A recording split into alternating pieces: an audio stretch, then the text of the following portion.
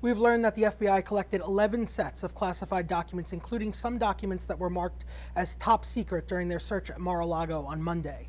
The FBI property report that was also issued to Trump's lawyers and unsealed today also shows that FBI agents collected other documents while they were at Mar-a-Lago, including what's marked as information regarding the president of France, as well as a copy of clemency documents, a pardon for Trump ally Roger Stone, and other miscellaneous secret documents that are not detailed in the property receipt, other than to say that there were classified, top secret, and secure documents that were recovered.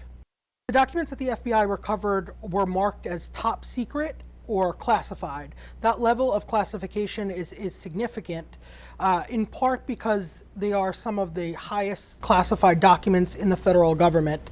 These documents are supposed to be stored in secure facilities and within guidelines that are set by the federal government to ensure that they don't either get into the wrong hands or are misused in any way. The search warrant details federal agents were looking for either presidential records, potential presidential records that were maintained by former President Donald Trump after he left the White House, or documents that were marked as classified that should be stored elsewhere and should be in the possession of the National Archives and not at Mar-a-Lago.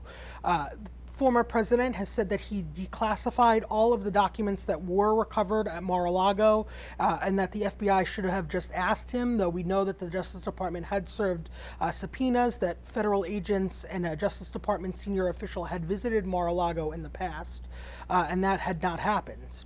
We also know, based on this search warrant, that federal agents were examining a number of potential violations of federal law, including a violation of the Federal Espionage Act, and whether or not the president potentially could have obstructed justice by concealing documents as part of a federal investigation. The decision to unseal this document laid with a federal judge in Florida, the magistrate judge, who ultimately had signed off on the search warrant itself. The Justice Department made somewhat of an extraordinary motion yesterday asking that judge to unseal the warrant, in part because of the immense public interest in this case and the growing pressure on Attorney General Merrick Garland.